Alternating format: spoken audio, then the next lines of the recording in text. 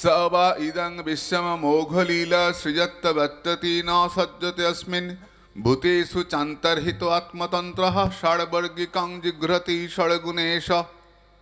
ভগবান অব্যর্থ লীলা কৌশলে এই বিশ্বের সৃষ্টি স্থিতি সংহার করেন, কিন্তু এই বিশ্বের মধ্যে লিপ্ত হন না।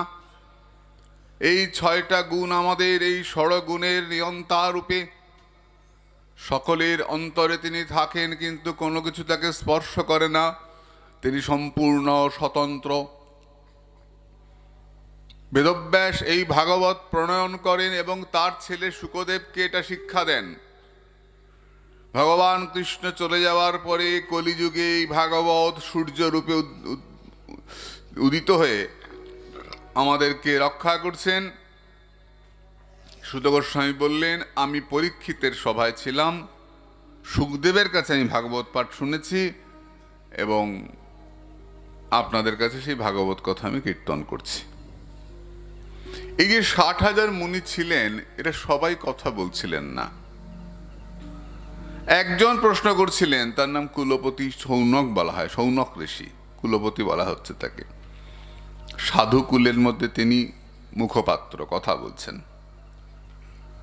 সৎ মানুষ। তখনকার দিনে সাধুকে, মহৎ ব্যক্তিকেই মুখপাত্র করা হতো। তখনকার দিনে যারা সৎ সাধু, যেমন সৌনক ঋষি, মস্ত বড় সাধু। এর সম্পর্কে আমরা যেহেতু এগিয়ে যাব বেশি বলবো না, কিন্তু এই সৌনক ঋষি ইনিও মহাত্যাগী। ভাগবত শুনবার জন্য ইনি আসরে এসেছিলেন। সৎ মানুষ, সাধু, তাকে মুখপাত্র করা হয়েছে। তখনকার দিন এটাই হতো, এখনকার মতো নয়।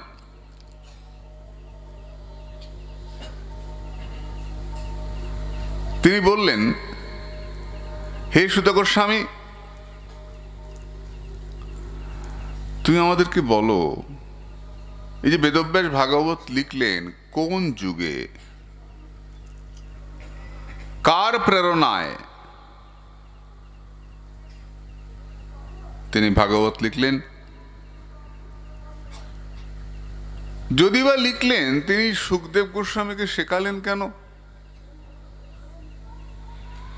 সুখদেব গোস্বামী তো এক জায়গাতে বেশিক্ষণ থাকেন না। একটা গরুকে দোয়াতে যতটুকু সময় লাগে, গোদহনকাল ততটুকু সময় থাকেন, তারপরে অন্যখানে চলে যান। ত্যাগী সাধু এক জায়গাতে বেশিক্ষণ থাকেন না, কারণ মন আটকে যেতে পারে। প্রথম একটা গাছতলায় বসলেন, তারপরে 2 দিন থাকলেন, 5 দিন থাকলেন, তারপরে গাছের নিচটা পরিষ্কার করলেন, ওখানে উনি বসলেন, তারপরে ঘাস বেছে জঙ্গলকে পরিষ্কার করলেন, তারপরে করতে করতে করতে করতে একটা কুটির তৈরি করলেন, তারপরে আশ্রম তৈরি হয়ে গেল। কি হলো? এটা আমার গাছ হয়ে গেল। এই গাছতলায় সাধু বসে। তে মহাপ্রভুর আদর্শ, এক এক বৃক্ষের তলে এক এক রাত্রি বাস, কভু চানা সেবন কভু উপবাস। জিজ্ঞাসিলে বলে, আমি শ্রী চৈতন্য দাস। সাধু, এই আমাদের গৌড়ীয় বৈষ্ণব সাধক, সর্বত্যাগী সাধু, ওটাই আমাদের আদর্শ।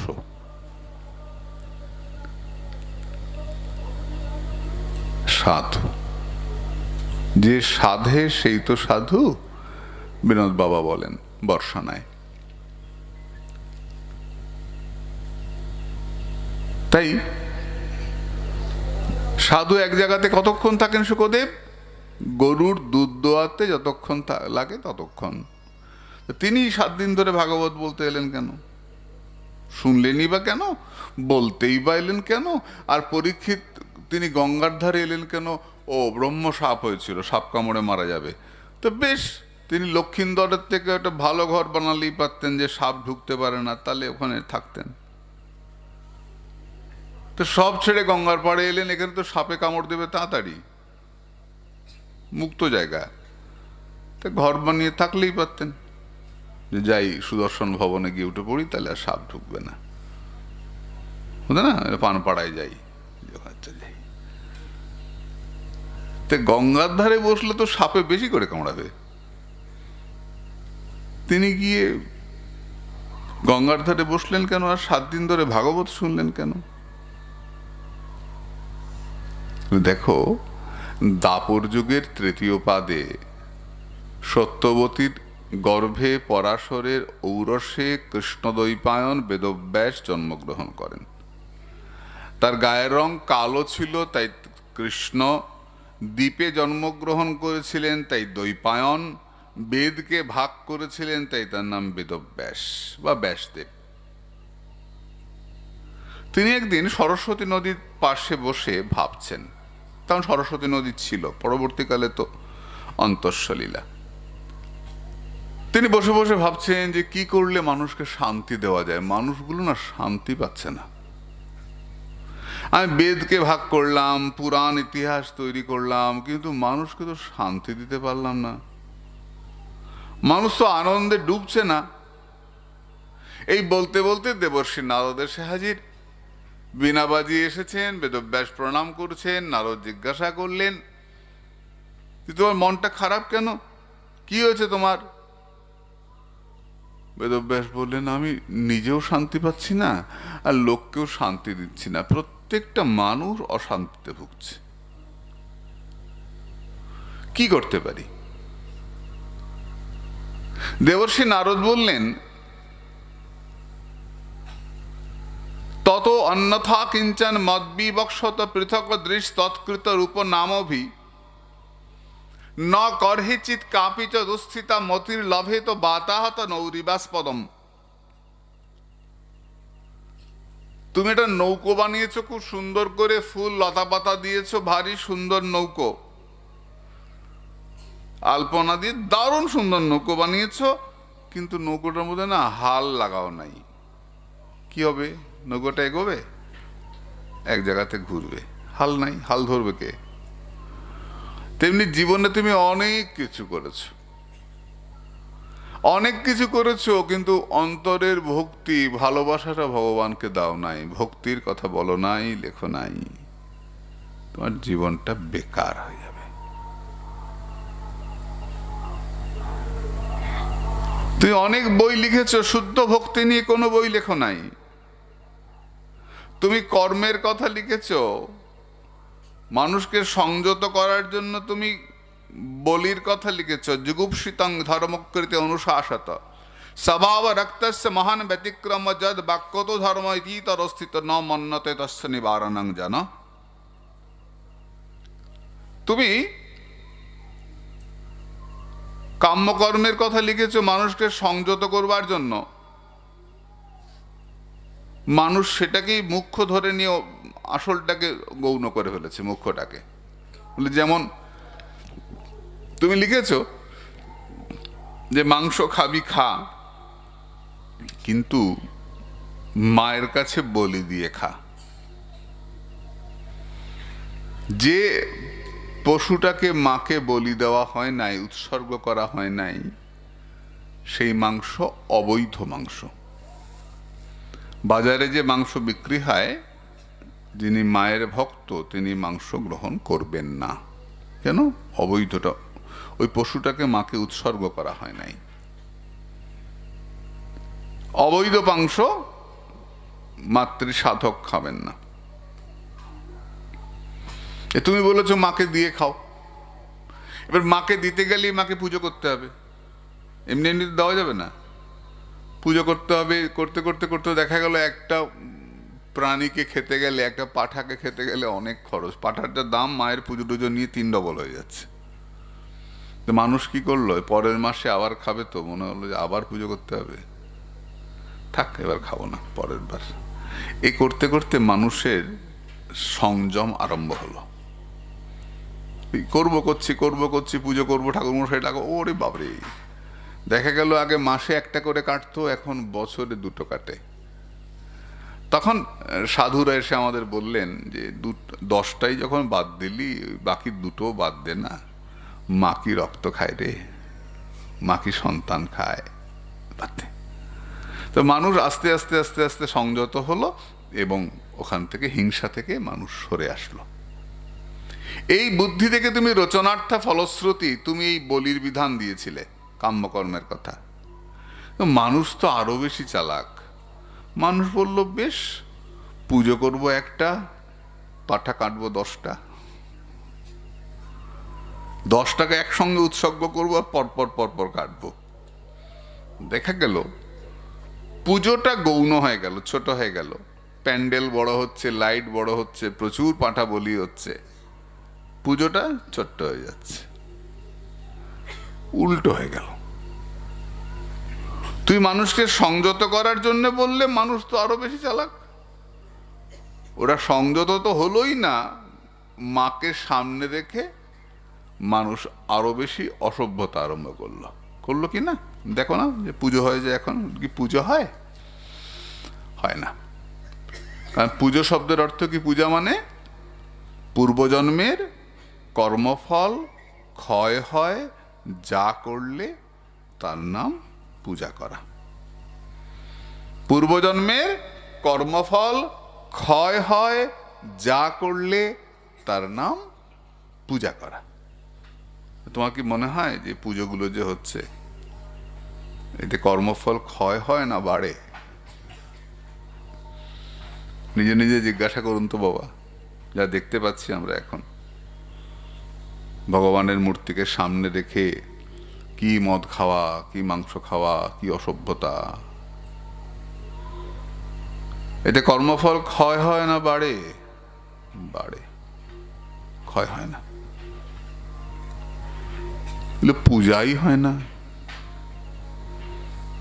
এই সামনে সরস্বতী পুজো আসছে, দেখবেন কি অসভ্যতা হয়। মাকে তো খুঁজেই পাওয়া যায় না, সব নর্তকীর মূর্তি। লক্ষ্য করে দেখবেন, মা বলে মনেই হয় না, খুব কম। স্কুলগুলোতে তবু একটু হয়, আর যে ক্লাবের পুজোগুলো হয় দেখবেন বেশিরভাগ নর্তকী।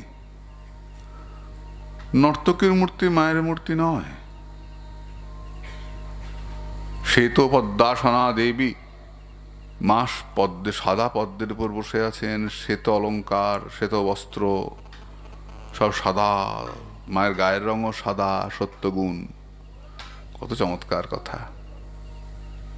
সেই দেবীকে আমরা ধ্যান করব, সত্যগুণ আশ্রিত হব। কই, মায়ের রঙও পাল্টে গেছে, শাড়ির রঙও পাল্টে গেছে, মায়ের ঢংও পাল্টে গেছে।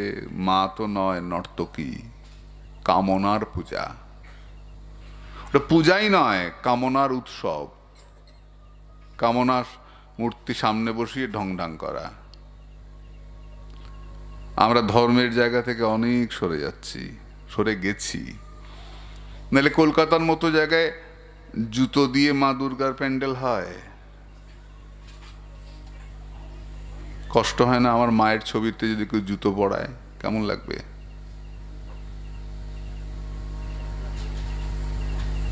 কলকাতাকে মহানগরী, কল্লোলিনী কলকাতা, কত কিছু ভালো ভালো নামে ডাকা হয়, সাংস্কৃতিক রাজধানী ইত্যাদি ইত্যাদি।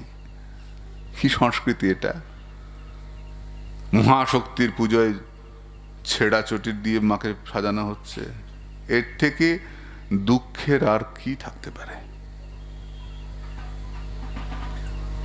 এর থেকে কষ্টের, আমার মাকে, আমার জগৎজননীকে জুতোর প্যান্ডেলে বসাচ্ছে, এর থেকে অপমানের আর কি থাকতে পারে? আমাদের উচিত ছিল না ছুটে গিয়ে ওর দণ্ডবিধান করা, যাতে আর কেউ এই সাহস না পায়? কিন্তু আমরা সব কথাতেই হে হে করে হাসি। আমার মাকে জুতো মারছে, আমি হাসছি। এর থেকে আমাদের আর কি হবে? সর্বনাশের আর কি বাকি আছে? প্রতিবাদ করবেন, প্রতিরোধ করবেন। যে আমার হিন্দু ধর্মের, আমাদের মহাশক্তি মা, তাকে অপমান করার অধিকার তোমায় কে দিয়েছে? এত বড় সাহস তোমার আসে কোত্থেকে?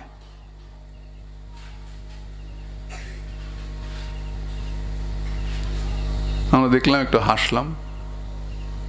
নিজের বাপ মাকেই রাস্তায় বার করে দেই, ও তো মাটির ঠাকুর।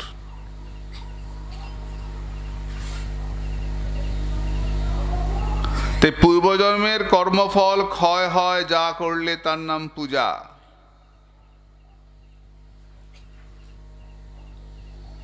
মায়ের পূজা হবে শাস্ত্র অনুযায়ী, দেবতার পূজা। দেবতা হয়ে দেবতার পূজা করবে, পাপী হয়ে পূজা করবে না। মদ খেয়ে অসভ্যর মতো গিয়ে বসবে অসভ্য হয়ে না। দেবতা হয়ে দেবং যজেত বলেছেন, দেবতা হয়ে দেবর পূজা, দেবতার পূজা করবে, পবিত্র হয়ে যাবে ভগবানের কাছে। যা হচ্ছে ভুল হচ্ছে। তাই কি করবে? মানুষ একটা পুজো করছে, 10টা পাটা কাটছে, পাপের ভার তো কমছে না। তাহলে তুমি কি করবে বেদব্যাস? বলুন কি করব? তুমি ভাগবত লেখো, শুদ্ধ ভক্তির শাস্ত্র ভাগবত তুমি লেখো। যে ভাগবত ভালোবাসার কথা বলে, ভক্তির কথা বলে, সে ভাগবত লেখো। বেদব্যাসের মাথাটা নিচু হয়ে গেল। আমি কি করে ভাগবত লিখবো? আমি তো সত্যবতীর ছেলে, আমার মা তো নিচু কুলে জন্মেছে, দাস রাজার কন্যা সত্যবতী, আমি কি করে ভাগবত লিখবো?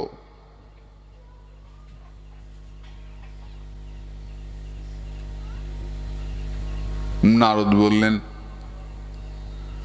তুমি যখন তোমার বাবার কথা ভাবো, ঋষি পরাশ হও, তখন গর্বে তোমার বুকটা ফুলে ওঠে।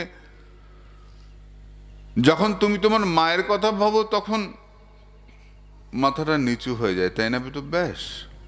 মা সত্যবতী, শোনো, প্রথম জন্মে আমি উপবর্হন নামে এক লম্পট প্রকৃতির গন্ধর্ব ছিলাম। আমি অভিসম্পাতের ফলে পরবর্তী জন্মে আমি দাসী পুত্র হয়েছিলাম। আমি জানতাম না আমি আমার বাবাকে, আমার মায়ের জীবনের কোনো একটা ভুলে আমার জন্ম।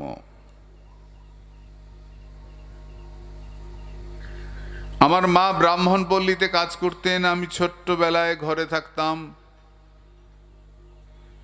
মা সেই সকালে কাজ করতে যেতেন, সন্ধেবেলা আসতেন। আমার বয়স তখন 5 কি 6। আমি ব্রাহ্মণ পল্লীতে কাজ করতাম।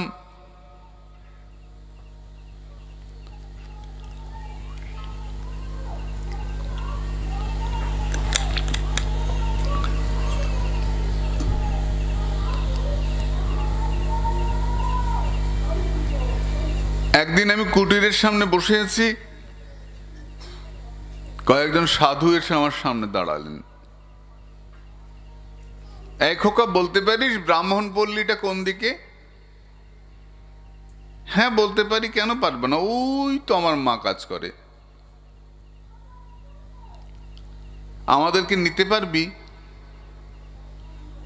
চলো, আমি কোনোদিন যাইনি, চলো।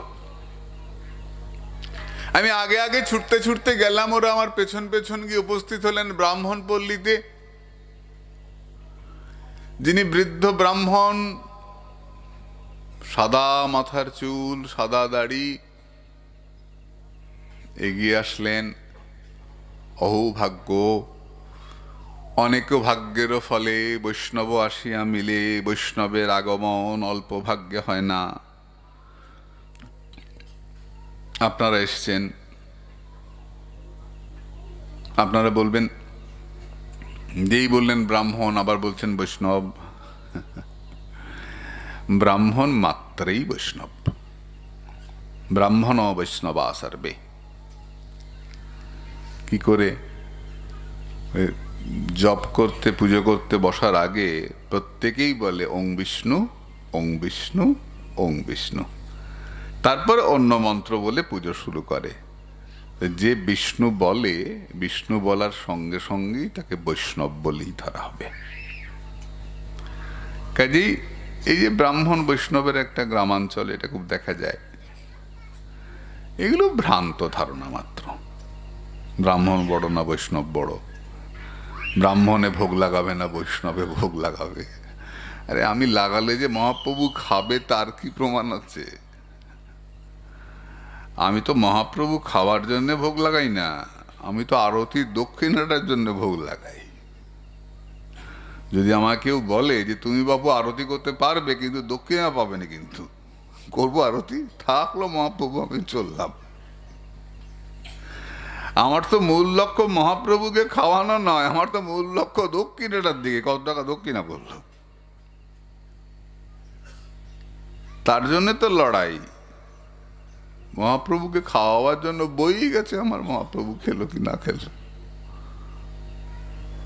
মূল লক্ষ্য দক্ষিণা।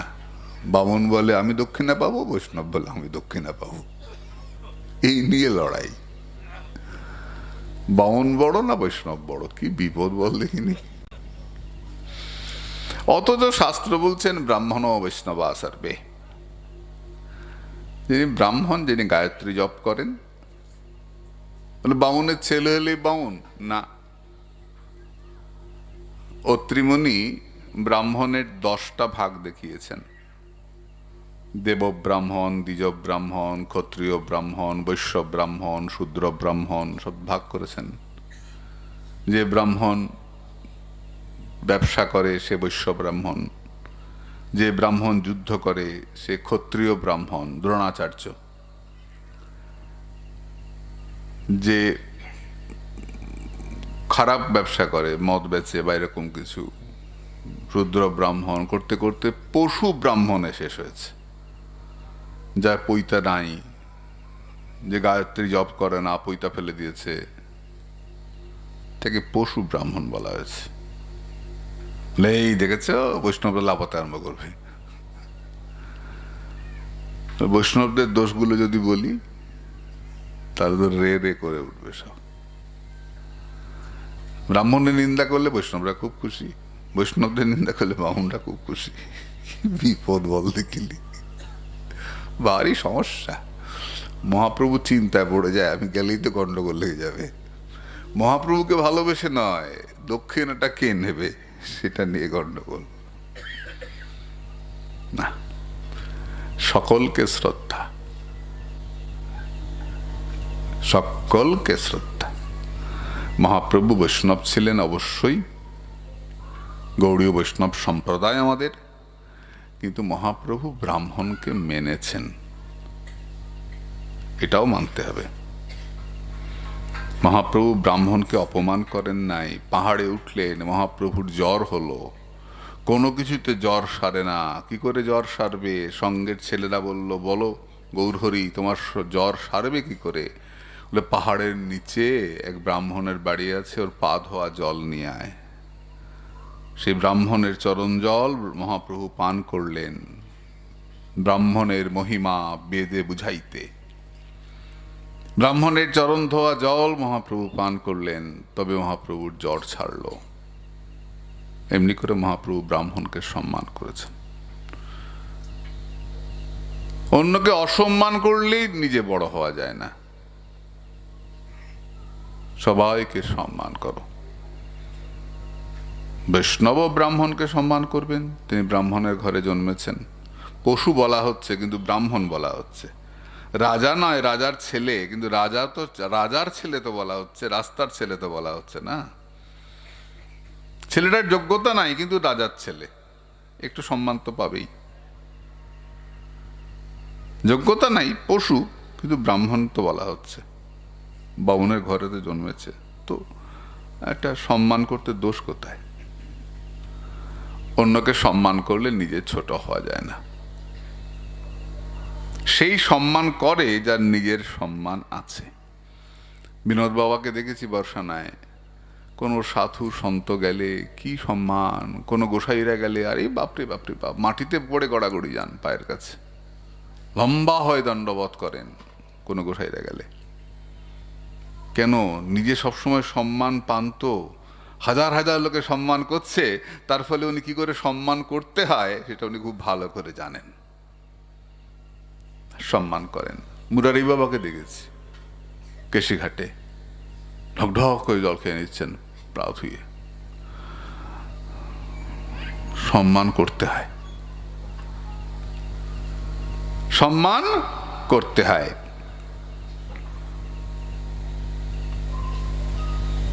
ব্রাহ্মণদেরকে, ওই সাধুদেরকে ওই ব্রাহ্মণ ঘরে ঢোকালেন, আমার কাছে এলেন, আমি তখন ছোট্ট বালক। এসে আমাকে জড়িয়ে ধরে বললেন, ভাই তুই আমাকে চিনিস না? না তো, কে তুমি? না, আমি তো তোর একটা দাদা রে। আমি বুড়ো হয়ে গেছি, তাই মা আমাকে দিনের বেলা দেখতে আসে, তুই তো ছোট, তাই তোকে রাতের বেলা দেখতে যায়। ভাই তুই তো সাধুদেরকে আমার ঘরে নিয়ে আসলি। তখনকার দিনে সাধুরা ব্রত করতে হলে ব্রাহ্মণ গৃহে উঠতেন। এখনো বৃন্দাবনে আমি দেখেছি, এই গত 5-7 বছর বলতে পারবো না, তার আগেও আমি দেখেছি রাধাকুণ্ডে সীতানাথ বাবা বা অন্যদেরকে ভিক্ষা করতে পাঠাতেন, ভিক্ষা করতে যেতেন ব্রজবাসী ব্রাহ্মণের ঘরে। সব ঘরে নয়, সব ঘরের ভিক্ষা নেওয়া যাবে না, সব ঘরের ভিক্ষা নেওয়া যাবে না। তো ব্রজবাসী ব্রাহ্মণ তারা পবিত্র, একে ব্রজবাসী তাতে ব্রাহ্মণ, তো তাদের ঘরের ভিক্ষা ভজনের জন্য ভালো হবে। সব ঘরের ভিক্ষা নেওয়া যাবে না মা। আমরা বলি না যে 10 ঘরে ভিক্ষা করে মহাপ্রভুর ভোগ দেবো। আমি যদিও পড়তে জানি না কোথায় লেখা আছে, এটা কোথায় চলছে, এটা চলছে আর কি। কোনো যে শাস্ত্র প্রমাণ 10 ঘরে ভিক্ষা করতে হবে, কি 5 ঘরে না 7 ঘরে, বলো না কি কত করে? হ্যাঁ, 5 ঘর, 10 ঘর হবে না তো? তো বেশ, 5 ঘর। তো 5 ঘরে ভিক্ষে করে মহাপ্রভু ভোগ দিতে হবে, কোথায় আছে আমি জানি না। বরঞ্চ বলা আছে গৃহস্থের চাহিয়ে সঞ্চয়। গৃহস্থ সঞ্চয় করবে এবং নিজের ট্যাকের পয়সা খরচ করে উৎসব করবে, এটাই গৃহস্থের পরম কল্যাণ। না ভিক্ষে করলে অহংকার যায়, দূর, কোথায় যায়, কোথায় অহংকার যায়? ও ঢং একটা। ভালো একটা কোট পরে বললাম, কেমন লাগছে দেখতে আমাকে, ভারী একটা, কোথায় গেল? ও ভিক্ষে একটা হলো আর কি, চলে আসছে একটা দেশীয় প্রথা, চলে আসছে। গৃহস্থ নিজে খরচ করে করবেন, গৃহস্থের চাহিয়ে সঞ্চয়, সঞ্চয় করবেন, টাকা জমাবেন এবং প্রয়োজনের থেকে বেশি যে টাকাটা আসবে সেই টাকাটা সাধু সেবায়, জগতের সেবায় গৃহস্থ দান করে দেবেন। এটাই নিয়ম, ভাগবত এটাই বলেছে। তো আমি বৃন্দাবনও দেখেছি যে ব্রজবাসী ব্রাহ্মণের ঘরে ভিক্ষা করতে হবে। মহাপ্রভু সম্মান করেছেন, ভগবান কৃষ্ণ ব্রাহ্মণের পা ধুয়ে দিয়েছেন যুধিষ্ঠিরের রাজসূয় যজ্ঞে। ব্রাহ্মণকে সাধু সম্মান করবেন, সাধু ব্রাহ্মণকে সম্মান করবেন, কারণ সাধু মাত্রে ঈশ্বর ভক্ত, বৈষ্ণব হৃদয়ে সদা গোবিন্দ বিশ্রাম। বৈষ্ণবের হৃদয়ে ভগবান বসে থাকেন, সাধুর হৃদয়ে। কাজী সাধুনাং হৃদয়ং মম, সাধুরা আমার হৃদয়। বৈষ্ণব হৃদয়ে ভগবান থাকেন, আর বৈষ্ণব হৃদয়ে বসে কি করেন? ব্রাহ্মণের মঙ্গল চিন্তা করেন। গো ব্রাহ্মণ হিতায় চ জগৎ হিতায় সে কৃষ্ণায় গোবিন্দায় নমো নমঃ। প্রথম গোমাতার মঙ্গল চিন্তা করেন, তারপর ব্রাহ্মণের মঙ্গল চিন্তা করেন, তারপর জগতের মঙ্গল চিন্তা করেন। কেন না, প্রথম গোমাতা কেন? বলে গোমাতা আমাদের মঙ্গল করে। এটা গোমাতা তার সারাটা জীবন দিয়ে আমাদের মঙ্গল করে। তার দুধ আমাদের কাজে লাগে, তার গোবর আমাদের কাজে লাগে, তার গোচনা আমাদের কাজে লাগে, তার চামড়া আমাদের কাজে লাগে। সারাটা জীবন দিয়ে গোমাতা আমাদের মঙ্গল করে। তাই প্রথম গরুর হিতকর্তা ভগবান, তারপর ব্রাহ্মণের, গো ব্রাহ্মণ হিতায় চ। তবে ব্রাহ্মণের হিতকর্তা কেন? ব্রাহ্মণও সারা জীবন জগতের মঙ্গল করেন। বলে মুখে করে না, মুখে ঠকায়। এক ডাক্তার অসৎ বলে সব ডাক্তারই অসৎ ভাবো কেন? একটা নৌকা ডুবে গেছে বলে সব নৌকাই ডুবে যায়, এটা ভালো কেন ভাবো কেন? একজন মাস্টার হয়ে লোকের টাকা চুরি করেন বলে সব মাস্টারই চুরি করে, এটা ঠিক আছে হবে এটা বলা? তা তো নয়, ভালো লোকও তো আছে। তাই ব্রাহ্মণ জগতের মঙ্গল করেন। ব্রহ্মের উপাসক, পূর্ণ ব্রহ্মের উপাসক তে ব্রাহ্মণকে সম্মান করেছেন, তারপরে জগতের হিতকর্তা ভগবান।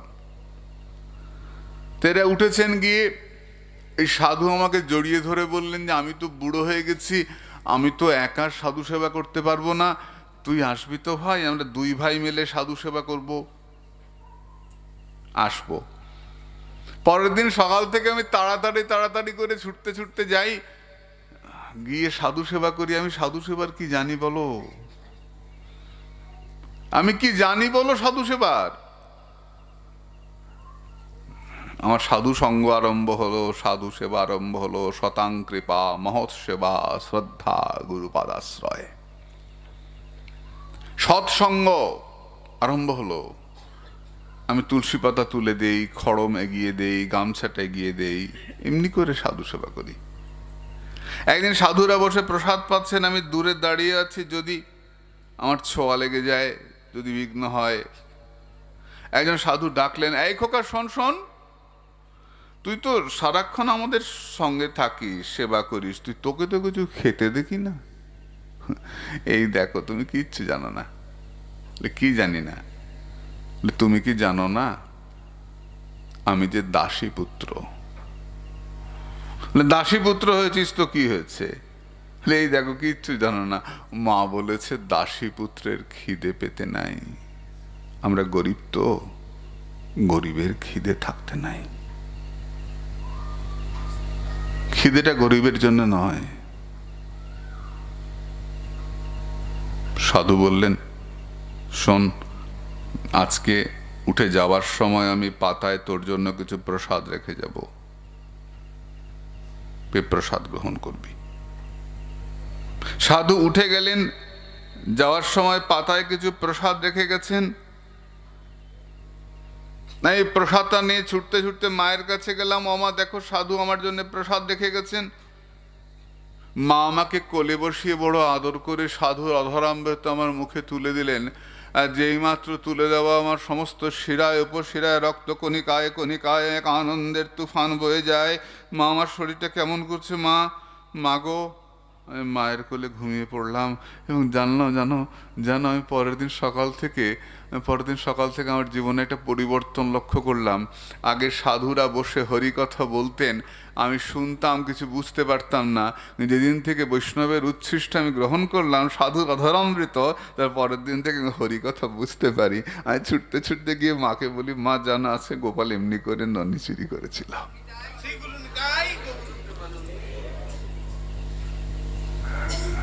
ভক্তভুক্ত অবশেষ, এই তিন সাধনের বল। ভক্তপদ জল এমনি করে চলতে লাগলো। চলতে চলতে 4 মাস পার হয়ে যাচ্ছে। চাতুর্মাস্য ব্রত শেষ, সাধুরা ফিরে যাবেন, সব গুছিয়ে নিচ্ছেন। আমি গিয়ে বললাম, তোমরা চলে যাবে কেন? আমাকে তোমাদের সঙ্গে করে নিয়ে চলো না। সাধুরা বললেন, পারবি, মাকে ছেড়ে যেতে পারবি? মায়ের জন্য মনটা কেমন করবে না? করবে। তাহলে মায়ের জন্য মনটা কেমন করবে না? করবে। মাকে ছেড়ে আমি কোথাও যেতে পারবো না। সাধু বললেন, দৌড়ে গিয়ে ডুব দিয়ে আয় তো একটা। দৌড়ে গিয়ে নদীতে ডুব দিয়ে আসলাম। পাশে বসিয়ে আমার কানে কানে আমাকে দীক্ষা মন্ত্র প্রদান করলেন। আমার মতো পাপী দেখে যেচে যেচে দিল রে। আমার পাবার কথা নয়, তবু যেচে যেচে দিল রে। আমার মতো পাপী দেখে যেচে যেচে দিল রে। পতিত পাবন শ্রী গুরুদেব যেচে যেচে দিল রে। অযাচিত মোহেন পতিথেরি জো পহু যাচি দেওল হরি নাম। তারা চলে গেলেন। আমি পথের দিকে তাকিয়ে থাকলাম। ওই দিগন্ত মাঠে তারা চলে গেলেন। মায়ের কাছে ফিরে এলাম। আবার মায়ের ছেলের সংসার আবার চলতে লাগলো। একদিন সন্ধ্যাবেলা খবর এলো, ব্রাহ্মণ পল্লীতে দুধ দোয়াতে যেতে হবে।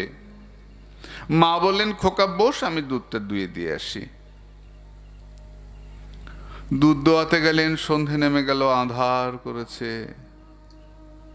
ঘন মেঘ, বৃষ্টি হচ্ছে, বাজ পড়ছে, রাত্রি গভীর হচ্ছে, বৃষ্টির ধারা বাড়ছে। মা তো আসে না, মা তো আসে না। আর মা আসে না কেন? আমার মা আসে না কেন? ছুটতে আরম্ভ করলাম। মাঠের ওপর দিয়ে ছুটে যাচ্ছি। ছুটতে ছুটতে দেখি হঠাৎ করে হোঁচট খেয়ে পড়ে গেলাম। কিসে হোঁচট খেলাম রে? হে ভগবান, একবার বিদ্যুৎ চমকাও। কিসের মধ্যে ধাক্কা খেয়ে পড়লাম? বোধহয় ভগবান আমার কথা শুনলেন, বিদ্যুৎ চমকে উঠল। দেখি মাঠের মাঝখানে আমার মা পড়ে আছে। ওমা, তুমি এখানে পড়ে আছো কেন? ওমা ওঠো মা, ওমা। কড়কড় শব্দে বিদ্যুৎ চমকে উঠল। তাকিয়ে দেখি মায়ের পায়ের কাছ থেকে একটা বিষধর সাপ ফনা তুলে চলে যাচ্ছে আর বলছে, তোর মা তোকে চিরতরে ছেড়ে চলে গেছে। চিৎকার করে মা বলে কেঁদে মায়ের গায়ে লুটিয়ে পড়লাম। আমার মা চলে গেছে, আমার মা চলে গেছে। আমার আর কেউ নাই, আমার মা নাই, আর মা নাই, আমার আর কেউ নাই, আমার মা নাই। হঠাৎ মনে পড়লো একজন তো আছে, আমার পরম দয়াল শ্রী গুরুপাদপদ্ম তো আছেন, আমার গুরুদেব তো আছেন। আমি ছুটতে আরম্ভ করলাম। ছুটতে ছুটতে কত গ্রাম, কত নগর পার হয়ে গভীর বনে প্রবেশ করলাম। একটা বট গাছের নিচে গুরুদেবের দেওয়া মন্ত্র জপ করতে শুরু করলাম। এটা অশ্বত্থ গাছের নিচে জপ করছি। হঠাৎ করে বুকের মধ্যে, মনের মধ্যে ভগবানের ছবি ভেসে উঠল। ভালো করে দেখতে গেছি, যা আর তো নাই। কোথায় গেল? কোথায় গেল? হন্তাস্মিন জন্মনি ভবান মামং দষ্টমিহার্হতি অবিপক্ককষায়ানং দুর্দশোহং কুযোগিনম সক্রিযদ্দর্শিতং রূপম এতদ কামায় তে অনঘ মত কাম সনকৈ সাধু সর্বান মঞ্চতিরিচ্ছয়ান। হায়, তুমি এই জন্মে আমাকে আর দেখতে পাবে না। যাদের মনের ময়লা দূরে যায় নাই, সেই কুযোগী আমাকে দেখতে পায় না। যে কথা আমরা আগে বলছিলাম, মন পরিষ্কারের দরকার আছে। তারা আমাকে দেখতে পায় না। আমি যে তোমাকে একবার দেখা দিলাম, তুমি নিষ্পাপ, তোমার মনের আকাঙ্ক্ষা বাড়াবার জন্য আমি দেখা দিলাম। যিনি আমাকে পেতে ইচ্ছা করেন, সর্বান মঞ্চতের ইচ্ছায়ান, তিনি একে একে সমস্ত কামনা ত্যাগ করেন।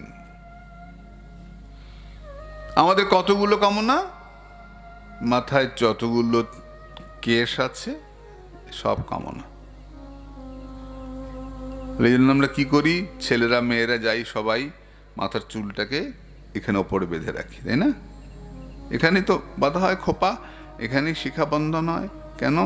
সমস্ত কামনাগুলোকে ঊর্ধ্বমুখী করে দেওয়া হয়, ব্রহ্মমুখী। কামনা যা থাকবে সব ব্রহ্মের দিকে, অন্য কোনো কামনা থাকবে না। কাম কৃষ্ণ সেবার্পণে। এই শিখা বন্ধন করা হয়, যে মায়েরা খোপা বাঁধো, ব্রহ্মমুখী, মানে সবকিছু ঈশ্বরকে চিন্তা করা হয়। তাই হিন্দু মাত্রই শিখা রাখতে হবে এবং শিখা বন্ধন করতে হবে। এই যে বন্ধন করি না আমরা ব্রহ্মবাণী সহস্রাণী বলে, বন্ধন কেন করা হয়? যদি বন্ধন না করো তাহলে মন্ত্র জপ করলে, শিখা বন্ধন না থাকলে মন্ত্র চলে যাবে। তাই শিখা তোমায় বাঁধতেই হবে। একটুখানি রাখলে লোক দেখানো, পঙ্গতে বসার জন্যে, ওটা হবে না। শিখা কিরকম মাপ হবে? এইরকম হাত যত বড় তত বড় হবে। না পারো তাহলে এইটুকুর এইটা হাত তালুর মতো। যদি তাও একান্ত না পারো, বলে চুল পড়ে গেছে মাথার, কি করবো, টাক পড়ে গেছে, তাহলে এইরকম। তাও যদি না থাকে তাহলে এইরকম, কিন্তু রাখতেই হবে এবং বন্ধন করতেই হবে।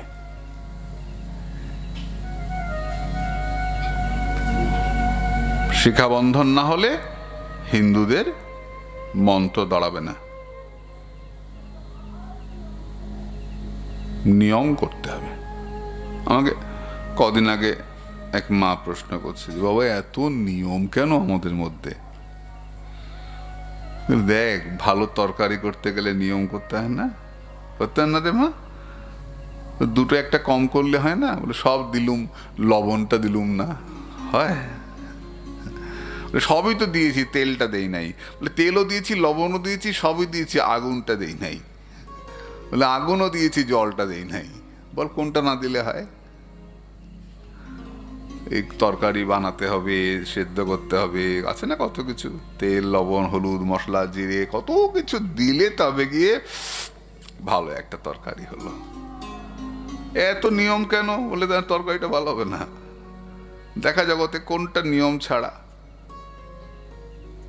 নিয়ম ছাড়া একটা কিছু দেখাও যেটা নিয়ম করি নাই অথচ ভালো হয়েছে। ঠান্ডার মধ্যে লেপ গায়ে দিতে হবে কেন? খালি গায়ে ঘুমাবো, ঘুমিয়ে দেখা দেখি কেমন পারিস। বলে এত নিয়ম কেন? ঘুমোতে হবে, আবার কম্বলটা গায়ে দিতে হবে, দিস না কম্বল, দিই কেমন ঘুম হয়। নিয়ম পালতে হবে বাবু। যেখানে অনিয়ম সেখানেই গোলমাল। তাই ভজনের নিয়ম থাকবে, না হলে চিত্ত শুদ্ধি হবে না। এমনিতেই শুদ্ধ হয় না, বাজে চিন্তা, বাজে কথা, বিষয়ে চিন্তা থাকবে। আর এইসব থাকলে কি ভগবান ঢুকবার জায়গাই পাবে না তো? ভেতরটা তো ভর্তি বাজে চিন্তায়, বাজে কথায় তো আমার ভেতরটা ভর্তি। তাই কি বলছেন? সর্বান মন্ত্রিত ইচ্ছায়ান মত কামা সনকাই সাধু। তিনি কামনা ত্যাগ করবেন। এই জগতে যত ত্যাগ করবে, তেন ত্যক্তেন বন্ধিতা মাগৃথ কস্যচিৎ ধনম। এই জগতে যত ছাড়তে পারবে তত ওই জগতে পাবে। আমি তো 1 মিনিট ছাড়তে পারি না, আমার কথা বলছি, সত্যি বাবা, বিশ্বাস করো। কি করে আমি ডাকি না তবু চলে আসে। এত ভোগ আমার ভেতরে। ভক্তি নাই আছে, ভগবানকে একটু একটু ভালোবাসি না তা নয়, বাসি, কিন্তু ভেতরটা এত নোংরা যে ভগবান ঢুকবার শক্তি জায়গা পায় না। কি করি বল দেখিনি? বিপদে পড়ে গেছে, কোনো উপায় নাই। বলে ছাড়িস না, ধরে থাক। নৌকো করে পার হচ্ছ, নৌকো থেকে জলে পড়ে গেছে, মাঝি একটা বাঁশ ফেলে দিয়েছে, তুমি বাঁশটা ধরেছো, উঠতে পারছো না নৌকোয়। যদি বাঁশটা ধরে থাকো তুমি ডুববে না, মাঝি টানতে টানতে তোমায় গিয়ে নদীর ধারে পৌঁছে দেবে।